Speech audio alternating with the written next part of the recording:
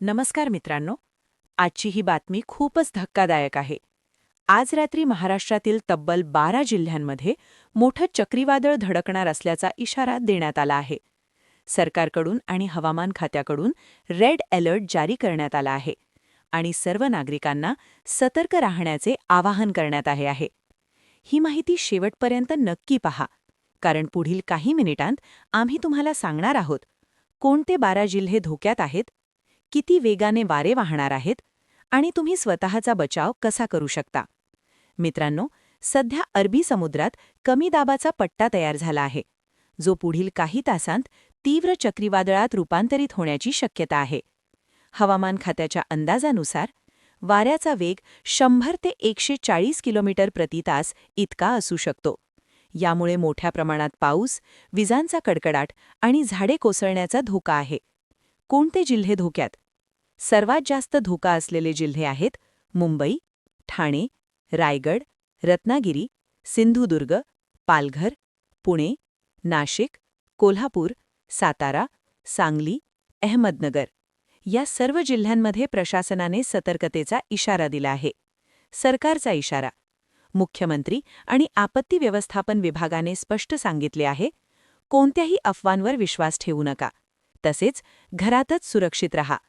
अनावश्यक बाहेर पडू नका. शाळा, कॉलेजेस आणि काही ऑफिसेस बंद ठेवण्याचे आदेश दिले जाऊ शकतात.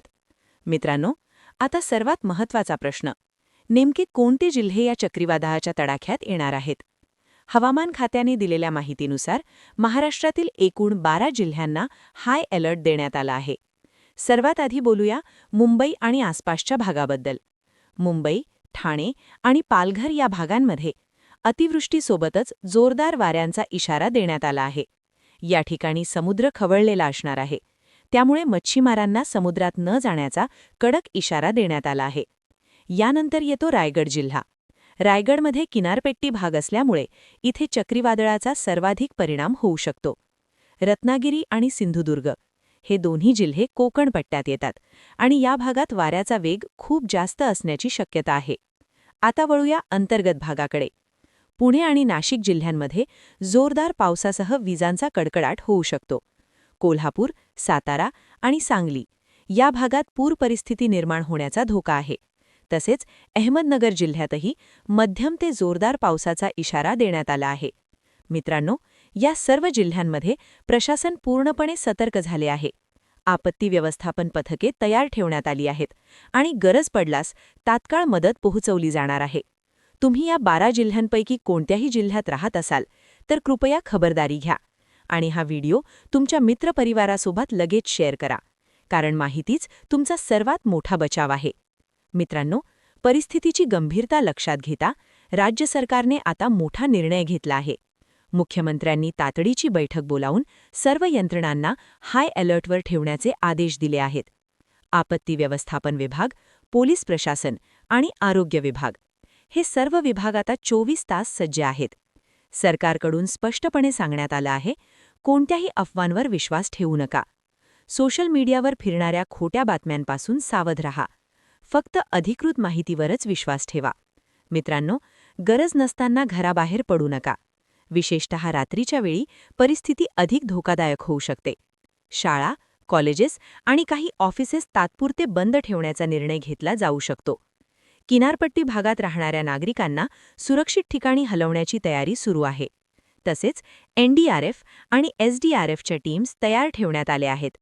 जिथे परिस्थिती गंभीर होईल तिथे तात्काळ मदत पोहोचवली जाणार आहे. मित्रांनो, ही वेळ खूप महत्त्वाची आहे. तुमची एक छोटी चूक मोठं नुकसान करू शकते. म्हणूनच सरकारने दिलेल्या प्रत्येक सूचनेचं पालन करा. तुमच्या कुटुंबियांची काळजी घ्या आणि सुरक्षित रहा. मित्रांनो, आता आपण पाहूया या चक्रीवादळामुळे नेमकं किती मोठं नुकसान होऊ शकतं. कल्पना करा, रात्रीचा अंधार, जोरदार वारे आणि मुसळधार पाऊस. वाऱ्याचा वेग इतका प्रचंड असू शकतो की मोठमोठी झाडं मुळासकट उखडून पडू शकतात. वीज खांब कोसळू शकतात आणि संपूर्ण परिसर अंधारात जाऊ शकतो. काही ठिकाणी वीज पुरवठा तासनतास खंडित होऊ शकतो. मित्रांनो, रस्त्यावर पाणी साचल्यामुळे वाहतूक पूर्णपणे ठप्प होऊ शकते. नद्या आणि नाले तुडुंब भरून वाहू शकतात आणि काही भागांमध्ये पूर परिस्थिती निर्माण होऊ शकते. विशेषतः किनारपट्टी भागात समुद्र खवळलेला असणार आहे. उंच लाटा किनाऱ्यावर आदळू शकतात आणि जवळच्या घरांना मोठा धोका निर्माण होऊ शकतो. मच्छीमार आणि समुद्रकिनाऱ्यावर राहणाऱ्या लोकांसाठी ही परिस्थिती अत्यंत धोकादायक ठरू शकते. मित्रांनो, कच्ची घरे, झोपड्या यांना सर्वात जास्त फटका बसू शकतो. तसंच शेतीचंही मोठं नुकसान होण्याची शक्यता आहे. उभी पिकांचं नुकसान होऊ शकतं. ही फक्त एक साधी पावसाची परिस्थिती नाही, तर एक मोठं नैसर्गिक संकट आहे. पण घाबरण्याची गरज नाही, कारण योग्य खबरदारी घेतली तर आपण या संकटातून सुरक्षित बाहेर पडू शकतो. मित्रांनो, चक्रीवादळ कितीही मोठं असलं, तुमची योग्य तयारी तुम्हाला सुरक्षित ठेवू शकते. म्हणूनच आता आपण पाहूया तुम्ही स्वतःचा आणि कुटुंबाचा बचाव कसा करू शकता. सर्वात पहिली आणि महत्त्वाची गोष्ट, शक्यतो घराबाहेर पडू नका. जोरदार वारे आणि पावसात बाहेर जाणं अत्यंत धोकादायक ठरू शकतं. तुमचा मोबाईल पूर्ण चार्ज ठेवा, कारण आपत्कालीन परिस्थितीत संपर्क साधणं खूप गरजेचं असतं. टॉर्च, बॅटरी आणि पॉवर बँक तयार ठेवा. आवश्यक औषधं, पाणी आणि अन्नसाठा आधीच करून ठेवा. मित्रांनो, घरातील खिडक्या आणि दरवाजे घट्ट बंद ठेवा. घराबाहेर असलेल्या सैल वस्तू आत सुरक्षित ठेवा, कारण वाऱ्यामुळे त्या उडून जाऊन इजा होऊ शकते. जर तुम्ही किनारपट्टी भागात राहत असाल तर प्रशासनाच्या सूचनांनुसार सुरक्षित ठिकाणी स्थलांतर करा. वीज उपकरणांपासून दूर राहा आणि ओले हाताने काहीही स्पर्श करू नका. लहान मुलं आणि ज्येष्ठ नागरिक यांची विशेष काळजी घ्या. मित्रांनो, एक गोष्ट नेहमी लक्षात ठेवा, सावधगिरी हाच सर्वात मोठा बचाव आहे. घाबरू नका, पण निष्काळजीपणा अजिबात करू नका. योग्य माहिती घ्या आणि सुरक्षित रहा. मित्रांनो, आताच्या घडीची सर्वात मोठी अपडेट. परिस्थिती हळूहळू गंभीर होत चालली आहे. राज्यातील काही भागांमध्ये आधीच जोरदार पावसाला सुरुवात झाली आहे. किनारपट्टी भागात वाऱ्याचा वेग वाढत असल्याचं दिसत आहे. समुद्र खवळलेला आहे आणि उंच लाटा किनाऱ्यावर आदळताना दिसत आहेत. हवामान विभाग सतत परिस्थितीवर लक्ष ठेवून आहे आणि वेळोवेळी नवीन अपडेट देत आहे. आपत्ती व्यवस्थापन पद्धती महत्त्वाच्या ठिकाणी तैनात करण्यात आली आहेत. मित्रांनो, पुढील काही तास खूपच महत्त्वाचे असणार आहेत. कृपया सतर्क रहा आणि अधिकृत सूचनांचे पालन करा. मित्रांनो, आज आपण पाहिलं या चक्रीवादळाचा किती मोठा धोका आपल्या राज्यावर आहे.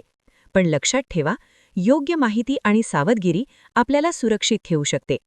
ही माहिती तुमच्या कुटुंबियांपर्यंत आणि मित्रांपर्यंत नक्की पोहोचवा, कारण एक शेअर एखाद्याचा जीव वाचवू शकतो. जर तुम्हाला अशाच महत्त्वाच्या अपडेट्स पाहायच्या असतील तर व्हिडिओला लाईक करा, शेअर करा आणि चॅनलला सबस्क्राईब करा. आणि खाली कमेंट करून नक्की सांगा, तुमच्या भागात सध्या हवामान कसं आहे. मी तुम्हाला पुढील अपडेटमध्ये भेटेन. तोपर्यंत सुरक्षित रहा, सावध रहा. धन्यवाद.